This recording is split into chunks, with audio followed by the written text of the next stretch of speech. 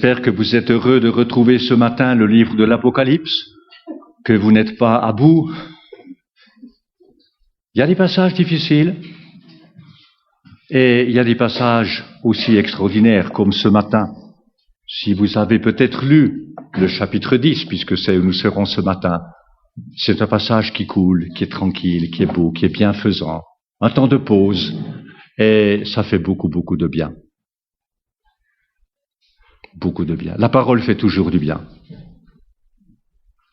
Cette semaine, une sœur me téléphonait de Neuchâtel, nous avons des pasteurs, elle dit « Ah, Michel, je viens d'entendre un de tes messages de 1991, qui était encore sur les anciennes cassettes.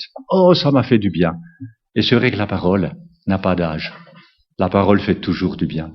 Toute la parole. On a besoin de toute la parole pour être édifié. Et c'est important. Eh bien, je vous invite ce matin à ouvrir votre Bible au chapitre 10 de l'Apocalypse.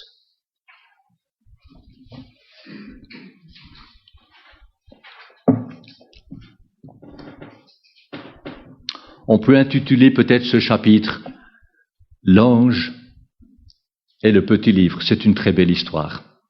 L'ange et le petit livre. Mais c'est pas comme le monde de Narnia, hein, ça c'est une histoire vraie. C'est très beau à lire, mais c'est vrai. Et ça c'est beau. Eh bien ce chapitre ouvre la deuxième parenthèse du livre. Rappelez-vous, ces passages bibliques appelés parenthèses qui fournissent des informations importantes sur des personnages ou des événements, mais sans avancer dans la chronologie du livre. On n'avance pas maintenant dans la série de jugements. C'est un temps de pause où il y a des informations importantes pour nous aider à mieux comprendre le tout. Est-ce que vous vous souvenez peut-être la première parenthèse? Elle était importante. Oh, ça fait des mois que nous l'avons vue. C'était au chapitre 7. Peut-être ça vous dit rien, le chapitre 7. Mais, dans ce chapitre, ce sont 144 000 juifs qui sont scellés et qui auront un ministère unique durant la tribulation mondiale. L'Église, nous croyons, ayant été enlevée, eh bien, Dieu suscitera 12 000 juifs de chaque tribu pour être ses témoins durant ce temps particulier. Et le résultat de leur ministère est dans ce même chapitre 7, puisque Jean, tout de suite après, qu'est-ce qu'il voit? Il voit une foule immense de rachetés, mais qui sont morts martyrs, qui sont maintenant auprès du trône, et qui proviennent de toute nation, tribu et langue. Ça, c'était la première parenthèse. Nous arrivons maintenant à la seconde, ici au chapitre 10, en fait, qui va jusqu'au milieu du chapitre 11. Et là, vous avez en fait trois personnages dans cette deuxième parenthèse. Au chapitre 10, c'est un ange puissant, et au chapitre 11, les deux témoins. Je disais à Simon, avant que nous prions ce matin, t'as pas rêvé, toi, de ces deux témoins? Quand vous lisez ça, c'est fascinant. Le privilège qu'auront ces deux hommes d'être ces témoins, mais des témoins tout à fait particuliers qui paieront très cher leur ministère, mais c'est tout simplement extraordinaire. Donc nous nous réjouissons, Dieu voulant, d'arriver au chapitre 11, bientôt. Mais il est temps de poursuivre au chapitre 10, et je vous invite à lire ensemble les versets 1 à 4, que l'on peut intituler « L'ange et le petit livre ».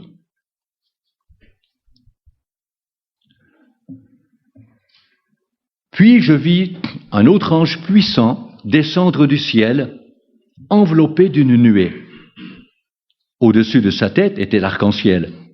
Son visage était comme le soleil et ses jambes comme des colonnes de feu. Il tenait dans sa main un petit livre ouvert. Il posa son pied droit sur la mer et son pied gauche sur la terre.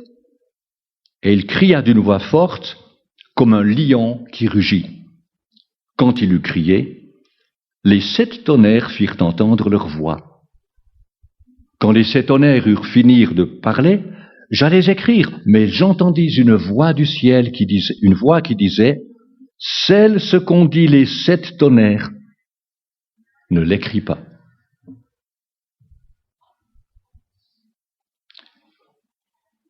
Je pense que vous avez une question là. Pardon? Il a fait comment pour sceller? Pour Comment est-ce qu'il a fait pour sceller son écrit? Comme nous le verrons, ces paroles, nous ne les avons pas dans le texte. Dieu a choisi de ne pas révéler ce qu'ont dit les 7 tonnerres. Mais ça, nous viendrons. Par contre, le reste, bien sûr, il l'a écrit. Mais la première question, c'est qui est cet ange? N'êtes-vous pas intéressé? Qui est cet ange? Quand vous lisez la description de cet ange puissant, peut-être vous pensez, et certains le pensent, c'est Jésus-Christ. C'est Jésus-Christ. Alors, j'en reviens à cette déclaration favorite que dit le texte. Toujours faire attention. D'où ne jamais saisir un commentaire. Ah, j'aime bien ce commentaire, c'est qu'il est sérieux. On peut dire juste, on peut dire faux. Ce que je dis, vous devez aussi le vérifier. Ça, c'est essentiel. Donc, que dit le texte? Le texte dit, je vis un autre ange puissant. Autre, vous avez 2 façons de le dire en grec, c'est hétéros, comme homme, femme, hétérosexualité. On est différents. Mais là, c'est le terme allos, alon, qui veut dire autre, mais de la même catégorie, du même type que les anges que nous avons vus précédemment. Tant qu'on reste vraiment dans la sphère des anges. Jésus-Christ, bien sûr, est plus qu'un ange. Et si vous êtes attentif à la lecture de l'Apocalypse, peut-être vous vous souviendrez qu'au chapitre 5 et verset 2, il est fait mention d'un ange puissant. Rappelez-vous quand cet ange déclare, quand il y a Jean qui voit dans la main du Père un livre scellé de 7 sceaux, et cet ange puissant qui crie « Qui est digne de prendre le livre et d'en ouvrir les sceaux ?» Là, il est dit un ange puissant. Peut-être s'agit-il du même. En outre, cet ange puissant, si vous regardez les versets 5 et 6, jure par celui qui vit au siècle des siècles. Ce qui, je pense, implique que Dieu est plus grand que lui. On jure par quelqu'un plus grand que soi. De plus, Jésus-Christ ne descend pas sur la terre à ce stade en posant ses pieds et sur la mer et sur la terre. Quand Jésus reviendra sur cette terre, c'est sur le mont des Oliviers.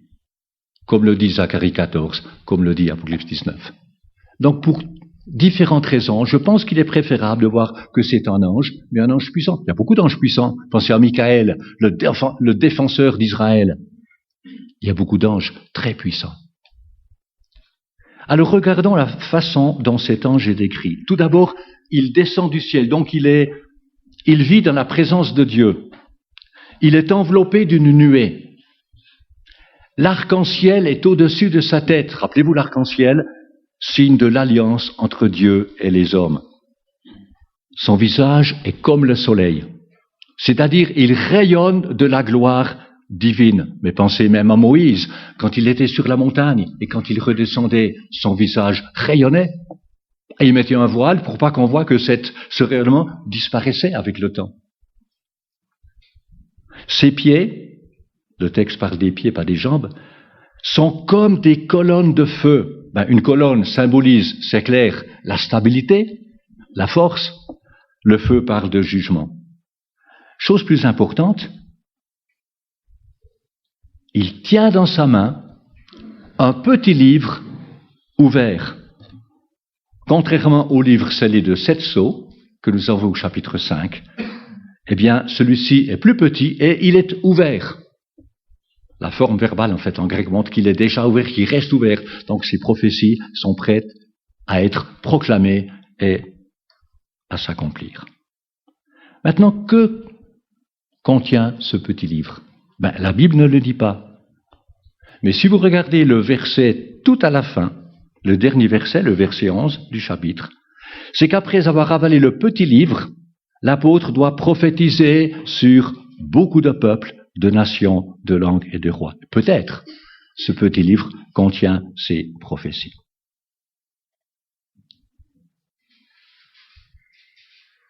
L'endroit où se tient l'ange est significatif. En plaçant son pied droit sur la mer et son pied gauche sur la terre, il assume une position d'autorité sur la terre entière, ce qui signifie que le Seigneur s'apprête à prendre possession de la planète. Ça, c'est saisissant. Saisissant. Souvent, puisqu'on parle de la terre, nous ne pensons pas à la terre comme appartenant à Dieu. Et pourtant, c'est ce que Dieu a inculqué à son peuple. Et je lis simplement dans le Lévitique 25, je vous lis un verset, Lévitique 25, 23, qui dit « Les terres ne se vendront pas de façon définitive, car c'est à moi que le pays appartient, et vous êtes chez moi, comme des étrangers et des immigrés. Vous êtes chez moi. » Quelle belle remarque. Ça me rappelle un cher ami qui a invité une chère sœur dans sa maison et qui lui a dit « Tu fais comme chez toi, mais n'oublie pas, tu es chez moi. » C'est exactement ça. Exactement ça. Mais combien le privilège d'acheter un terrain pour y construire une maison?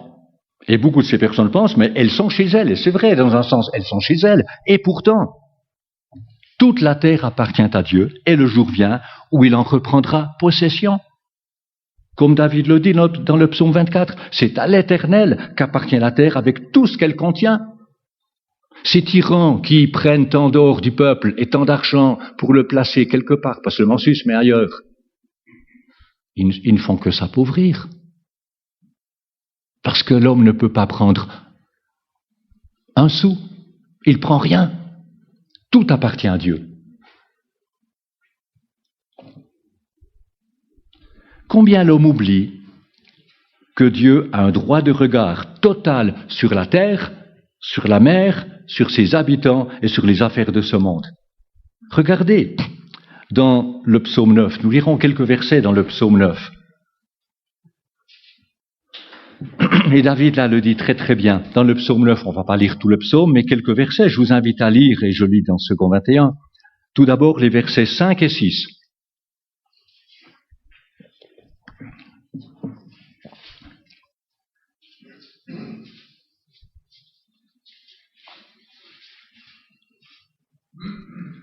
Tu soutiens mon droit et ma cause. Tu sièges sur ton trône en juste juge. Tu réprimandes les nations. Tu détruis le méchant. Tu effaces leur nom pour toujours et à perpétuité. Les versets 16 et 17. Les nations tombent dans la fosse qu'elles ont creusée. Leurs pieds se prennent dans le filet qu'elles ont caché. L'Éternel se fait connaître. Il fait droit. Il prend le méchant à son propre piège. C'est ce qui se passe aujourd'hui partout. Quant au verset 20 et 21, que dit David? Lève-toi, Éternel, que l'homme ne triomphe pas, que les nations soient jugées devant toi. Frappe-les d'épouvante, Éternel, que les peuples sachent qu'ils ne sont que des hommes. Et on doit prier pour ça aussi, c'est drôlement important. Je pense à ce prêtre, peut-être vous avez vu la vidéo, ce prêtre en France, qui prend à partie des membres du gouvernement français en disant « Vous aurez à rendre compte devant Dieu ». Et il a raison. C'est pas seulement la France, c'est toute l'Europe qui va complètement de travers. Combien de sociétés, États-Unis c'est pareil, combien de fausses décisions contre Dieu. Il semble qu'on veut tout faire pour éliminer Dieu. Partout, dans tous les domaines. Et ça va vite. Ça va de plus en plus vite. Nous sommes dans les temps de la fin. Parce que maintenant, tout est global. C'est comme l'homosexualité. Tout est global. Et si tu ne vas pas dans le même sens, eh bien, tu dois craindre bientôt pour ton avenir, ta vie, etc. Les choses vont très vite. Eh bien, David déjà priait de ce temps-là. Que l'homme ne triomphe pas. Que les nations soient jugées devant toi, frappe-les d'épouvante, Éternel, que les peuples sachent qu'ils ne sont que des hommes. Et un jour, Dieu se lèvera. Ceux qui disent « Oh, s'il y avait un Dieu, pourquoi permettrait-il toutes ces choses ?» Un jour, Dieu se lèvera. Revenons à notre texte. Donc l'ange s'est mis à crier d'une voix forte comme un lion qui rugit. Je ne sais pas si vous avez déjà eu le privilège d'entendre un lion. Avec Dorcas, on a eu ce privilège. Ah, vous tremblez, hein? Vous tremblez. Et c'est alors que les 7 tonnerres ont fait entendre leur voix. L'apôtre allait écrire ce que les 7 tonnerres avaient dit, mais une voix du ciel l'en a empêché. Voyez-vous, Dieu a révélé beaucoup de choses, mais il y a des choses qu'il a choisi de ne pas révéler à l'homme maintenant. Et ça, on ne sait pas. Et c'est bien ainsi. Donc ici, ce sont les 7 tonnerres qui s'expriment. Le tonnerre annonce l'orage, donc probablement il est question de jugement à venir. Peut-être vous êtes étonné que le tonnerre puisse s'exprimer de façon intelligible, puisque Jean allait écrire ce que disaient les 7 tonnerres. L'homme est limité dans tout ce qu'il fait, mais Dieu n'est pas limité. Il peut se servir d'un animal, d'un ange, comme du tonnerre. Rappelez-vous, chapitre 8, c'est un aigle qui vole au milieu du ciel en s'écriant « Malheur, malheur, malheur aux habitants de la terre ». Un aigle. Nous verrons, chapitre 14, qu'un ange vole dans le ciel avec un évangile éternel pour l'annoncer aux habitants de la terre. Dans le passé, rappelez-vous comment Dieu s'est servi même d'une ânesse pour parler à Balaam. Donc pour Dieu, ce n'est pas un problème que les 7 tonnerres parlent de façon intelligible. Mais ce qu'il est dit, secret, ça appartient cela à Dieu. Voilà pour le premier point, l'ange et le petit livre. Maintenant, nous continuons au point 2, l'annonce de la fin imminente. Et nous lisons les versets 5 à 7. Alors l'ange que j'avais vu debout sur la mer et sur la terre leva sa main droite vers le ciel et jura par celui qui vit au siècle des siècles, qui a créé le ciel et ce qui s'y trouve, la terre et ce qui s'y trouve, et la mer et ce qui s'y trouve, qu'il n'y aurait plus de délai, mais qu'au jour de la voix du 7e ange, quand il sonnerait de la trompette, le mystère de Dieu s'accomplirait comme il l'a annoncé à ses serviteurs, les prophètes. Alors que fait l'ange? Eh bien l'ange, il confirme par serment, c'est-à-dire en levant sa main droite vers le ciel, que Dieu va bientôt reprendre possession de la terre. Remarquez comment il décrit la personne de Dieu. Tout d'abord, il est celui qui vit au siècle des siècles. C'est ainsi qu'il s'est révélé à Moïse. Rappelez-vous dans Exode 3. Je suis celui qui suis, l'Éternel, voilà mon nom pour l'éternité. Il est celui qui a créé le ciel et ce qui s'y trouve, la terre et ce qui s'y trouve, et la mer et ce qui s'y trouve. L'ange donc fait référence à Dieu en tant que créateur. Voilà une réponse cinglante à la pensée évolutionniste. Et là, c'est bien dit, hein, la terre, la mer, le ciel. Dieu a tout créé. L'homme n'a jamais fait une seule chose. Il n'y a pas d'évolution. Dieu a tout créé. Tout, tout, tout. Dieu, donc, est le souverain absolu, non seulement de la terre, mais de l'univers entier. Et donc, il a droit de juger le monde lorsque le temps sera venu. Et c'est ce qu'il dit au verset 6 et 7. L'ange jure par l'Éternel qu'il n'y aurait plus de délai, littéralement plus de temps.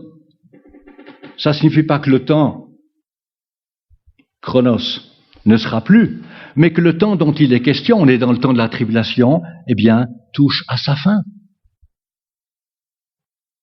Combien nous pouvons être reconnaissants au Seigneur qu'il n'est pas absent de la planète Terre, il y est souverain. Et Dieu agit dans le chronos, mes amis.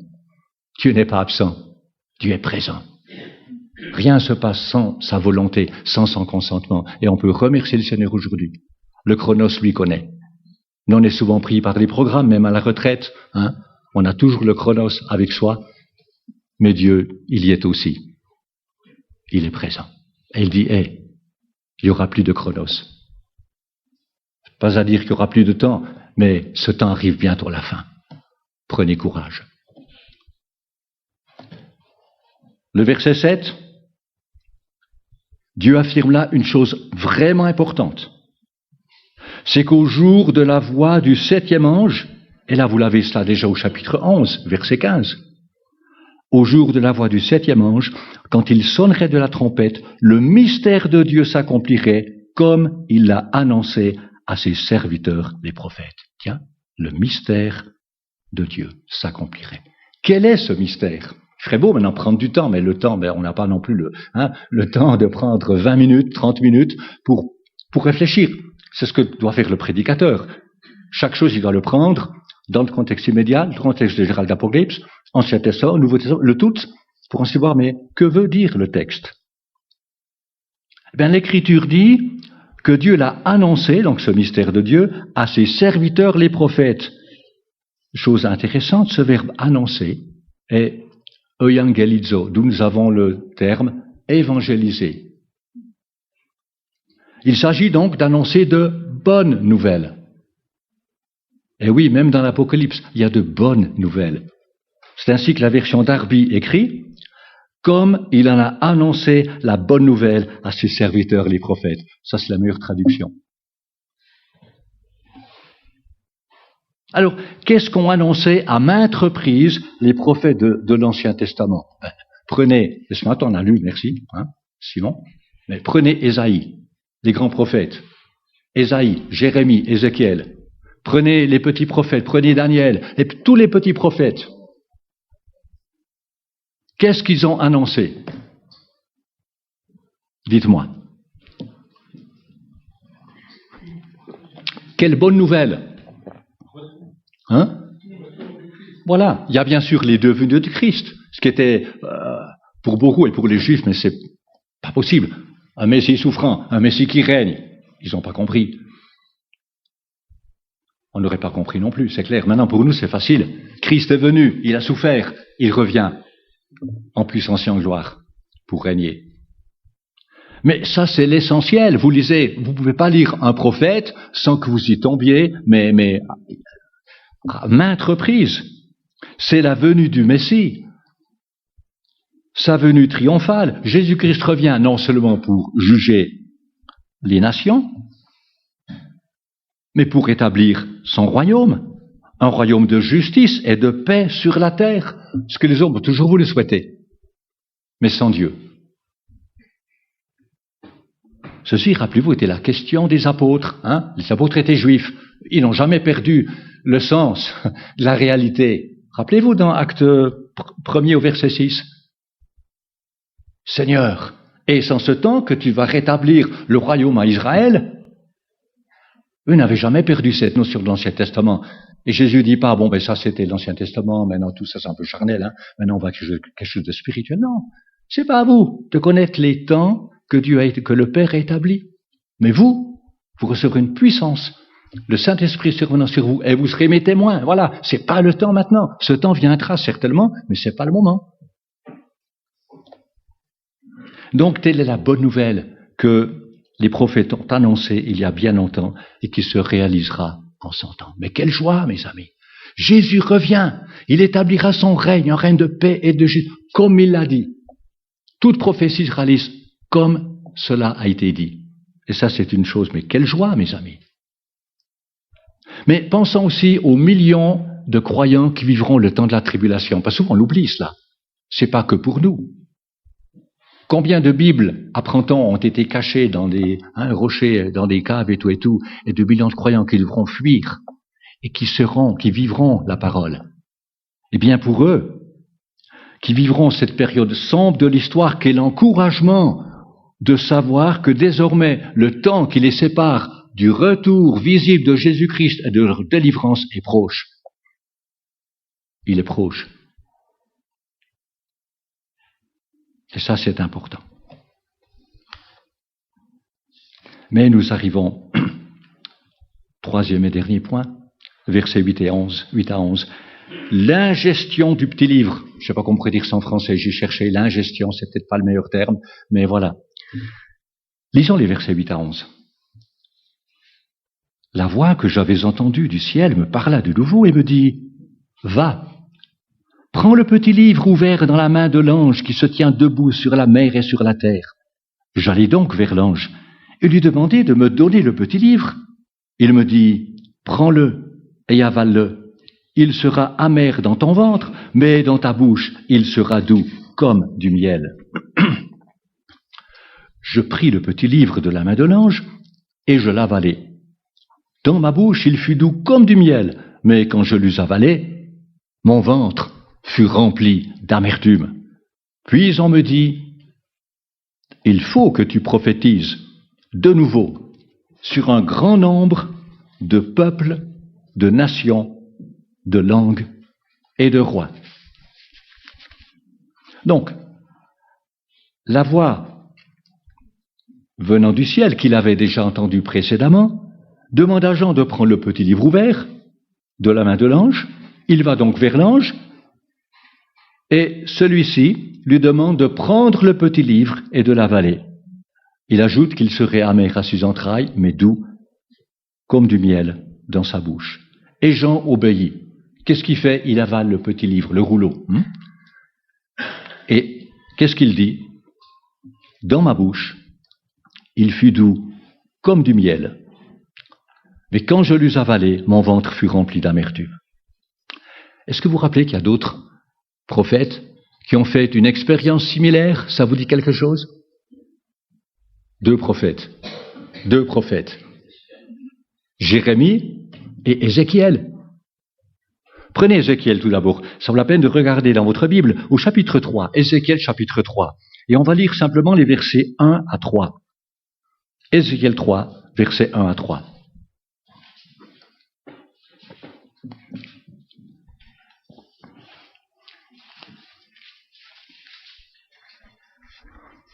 Il m'a dit, Fils de l'homme, mange ce qui est devant toi. Mange ce livre et va parler à la communauté d'Israël. J'ai ouvert ma bouche et il m'a donné ce livre à manger. Il m'a dit, Fils de l'homme, nourris ton ventre et remplis tes intestins avec ce livre, celui que je te donne. Alors je l'ai avalé et dans ma bouche, il a été doux comme du miel. Et voyez ensuite le verset suivant. Après avoir ingéré ce rouleau, eh bien, Ézéchiel est envoyé vers la maison d'Israël pour leur communiquer les paroles de l'Éternel. Maintenant, on va voir dans Jérémie. Je vous invite à regarder dans Jérémie au chapitre 15. Jérémie 15.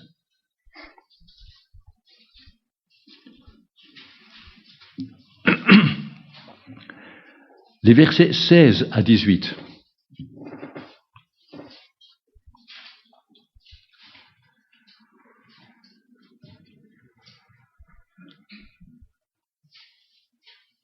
Voilà ce que Jérémie dit. Tes paroles se sont présentées à moi et je les ai dévorées. Ta parole a provoqué mon allégresse. Elle a fait la joie de mon cœur, car je suis appelé de ton nom. Éternel Dieu de l'univers.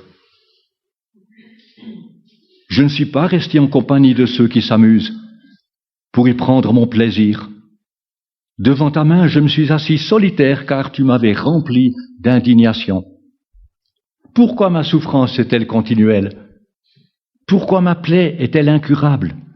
Pourquoi refuse-t-elle de guérir? Finirais-tu par devenir pour moi comme une source trompeuse? Comme une eau dont il faut se méfier? En voilà ce double aspect, n'est-ce pas, de la parole. Alors revenons à l'apôtre Jean. Pourquoi, pensez-vous, Jean doit-il avaler le petit livre?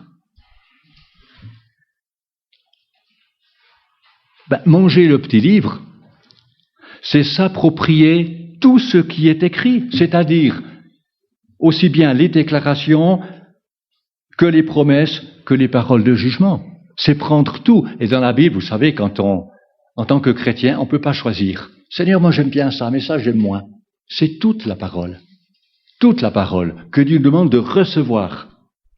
Donc s'approprier la parole de Dieu, c'est l'intégrer dans sa vie et vivre en accord avec elle. C'est un défi de tout instant, de marcher dans sous la conduite très douce et forte du Saint-Esprit. D'ailleurs, c'est ce que l'Éternel a inculqué à son peuple. Rappelez-vous déjà dans Deutéronome au chapitre 11, Dieu inculqua à Israël, « Mettez mes commandements dans votre cœur et dans votre âme. Vous les attacherez comme un signe sur vos mains, elles seront comme une marque entre vos yeux. » Ça peut pas être plus clair. Cette parole devait être omniprésente dans la vie du peuple d'Israël. Et puis c'est pareil dans le Nouveau Testament. Rappelez-vous, dans Jean 17, Jésus dit à son Père, « Je leur ai donné les paroles que tu m'as données. » Le Seigneur nous a donné sa parole. Et Paul, pensez lorsque Paul écrit aux Philippiens, qu'est-ce qu'il leur dit dans Philippiens 2 ? Ben, il les encourage à briller comme des flambeaux dans le monde en portant quoi ? La parole de vie. Tu peux pas briller si tu portes pas la parole. Et c'est pas une partie, c'est pas un verset ou deux, c'est toute la parole. Et Paul ajoutera dans les Colossiens que la parole de Christ habite en vous, elle habite, elle est là, dans toute sa richesse. Colossiens 3,16. Quant à Jacques, ben vous le savez, dans son épître au premier chapitre, il dit « Accueillez avec douceur la parole qui était plantée en vous ». Littéralement, accueillez avec douceur la parole implantée en vous et qui peut sauver votre âme. On parle beaucoup d'implants aujourd'hui. Ben, chaque chrétien a reçu un implant. Alors ça ne se verra pas sur une radio, mais on a tous reçu un implant. C'est la parole de Dieu. Elle était littéralement implantée dans notre être. Elle est là. Elle ne demande qu'à grandir. Et ça, c'est notre responsabilité. Mais je pense ce matin aux nombreux prédicateurs, qu'ils soient pasteurs, anciens ou laïcs, avant d'apporter la parole de Dieu à l'Assemblée, combien il est important pour le serviteur de Dieu de permettre à cette même parole de faire son œuvre dans son cœur. Autrement, il ne peut pas prêcher. C'est tellement important. Donc aussi de laisser du temps. On ne peut pas, 5 minutes avant le culte, qu'est-ce que je vais donner? Dieu peut donner. Le samedi soir. C'est pas mon style. Parce que vous ne me verrez pas le dimanche matin, en principe. Bon, celui qui est prophète, oui, mais je pense que le temps des prophètes, c'est pas vraiment aujourd'hui. Dieu peut donner sur le moment quelque chose, c'est clair, mais c'est pas la méthode usuelle. Je crois que le serviteur de Dieu, il travaille avec le texte, il laisse cette parole travailler son cœur, il passe par la repentance, par le pardon, par tant de choses, il en voit toutes les couleurs quand il est dans la parole, mais il en ressort fortifié. Et ce qu'il a reçu, l'effet de la parole dans son cœur, c'est ce qu'il prêche. Autrement, où est la parole ? C'est vraiment important. D'ailleurs, pensez à l'apôtre Jean. C'est bien à cause de la parole de Dieu et du témoignage de Jésus-Christ qu'il était exilé à Patmos. C'est un homme qui brûlait de la parole de Dieu, qui brûlait du témoignage de Jésus. Et c'est pour ça qu'on l'a envoyé à Patmos. Mais pour nous tous, mes amis, qu'on soit prédicateur ou pas, le Seigneur désire tellement que nous intégrions sa parole, toute sa parole, dans notre vie quotidienne. Cette parole, rappelez-vous, elle était implantée, donc elle est là, il ne faut pas aller la chercher loin. Eh bien maintenant, c'est à nous à la méditer chaque jour, à laisser l'Esprit de Dieu œuvrer dans notre cœur par sa parole. L'Esprit Saint est toujours prêt à le faire, si on est prêt. Et puis le but final de l'Écriture, vous le savez, c'est pas seulement la compréhension, c'est l'application concrète dans notre vie. Vous avez peut-être vu que dans le texte, il est question que la parole de Dieu a un double effet.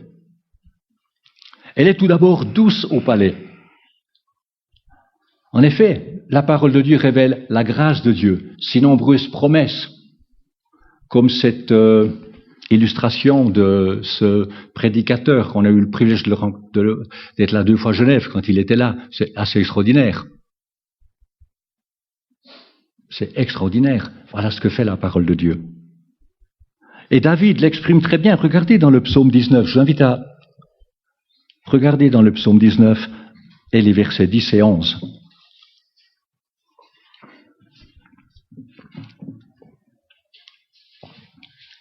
La crainte de l'Éternel est pure. Elle subsiste pour toujours. Les jugements de l'Éternel sont vrais. Ils sont tous justes. Ils sont plus précieux que l'or, que beaucoup d'or fin. Ils sont plus doux que le miel, même le miel qui coule des rayons. Vous vous rendez compte? Cette parole que nous avons, on a tous plusieurs Bibles à la maison, soit sous forme papier ou sous forme électronique. C'est plus précieux que l'or fin, que beaucoup d'or fin. Voilà cette parole qui est douce au palais. Mais attention, il y a l'autre aspect de la parole de Dieu qui est tout aussi vrai. C'est que la parole de Dieu a aussi un côté amer. En effet, elle ne contient pas que des paroles de grâce, mais l'Écriture révèle aussi la justice de Dieu, la colère de Dieu et ses jugements qui un jour doivent intervenir sur cette terre. Et pour nous, alors que nous avançons ensemble dans le livre de l'Apocalypse, n'en restons pas au niveau du goûter. Vous savez, c'est tellement beau de dire « Ah, mais c'est bien, maintenant ça m'aide au moins à mieux comprendre un petit peu ce qui va se passer, puis il y a peut-être un petit peu de curiosité, comme pour les deux témoins, je sais pas qui ça pourrait être, etc. » C'est pas ça. C'est pas ça du tout. Nous avons besoin de digérer cette parole. Pas rester au niveau simplement du goûter, mais nous avons besoin de digérer cette parole, et alors, comme Jean, nous connaîtrons aussi cette lourdeur au niveau de nos intestins ou du cœur. Oui, nous nous réjouissons du retour prochain de Jésus-Christ, qu'il va venir enfin pour établir son règne. C'est magnifique. Mais nous sommes peinés de voir tant de personnes autour de nous qui ne veulent pas de lui, qui veulent rien savoir. Nous sommes tristes, nous sommes peinés. Et notre cœur est lourd et doit être lourd. D'ailleurs, dans ce sens, la Bible parle aussi du double effet de la parole. Quand il dit qu'elle est un parfum de vie, rappelez-vous ce texte de Paul, elle est un parfum de vie pour ceux qui sont sauvés, mais un parfum de mort pour ceux qui ne veulent pas de Dieu. Et là, je vous cite seulement ce que dit Paul dans 2 Corinthiens, au chapitre 2, versets 15 et 16, où il dit « Nous sommes en effet pour Dieu la bonne odeur de Christ parmi ceux qui sont sauvés et parmi ceux qui périssent. Pour les uns, un parfum de mort qui donne la mort, pour les autres, un parfum de vie qui donne la vie. » Il est temps de conclure. Chers amis, là où nous sommes, là où le Seigneur nous a placés, nous répandons, sans même dire un mot, nous répandons le parfum de la connaissance de Dieu en Jésus-Christ. Partout où les chrétiens se trouvent, ils répandent le parfum de la connaissance de Dieu en Jésus-Christ. Leur vie, leur témoignage. Ensuite, bien sûr, aussi ce qu'ils disent, mais avant tout, c'est ta vie. Est-ce que ta vie interpelle autrui? C'est comme l'apôtre Jean. Nous sommes pour Dieu le parfum de Christ parmi ceux qui sont sauvés et parmi ceux qui périssent. Eh bien, mes amis, alors que nous vivons dans les derniers jours, alors c'est ce que dit l'auteur des Hébreux, tout au début de son épître, que nous sommes dans les derniers jours, eh bien que notre vie luise devant les hommes. Et si j'ose dire, pas seulement les phares de nos voitures de jour, puisque maintenant on doit mettre les phares, n'est-ce pas? Il faut qu'il y ait la lumière partout. Plus importe pour nous chrétiens que notre vie, notre lumière, elle luise. Très important. Je vous laisse cette parole de Paul aux Philippiens. Brillez comme des flambeaux dans le monde, portant la parole de vie. Que le Seigneur nous y conduise.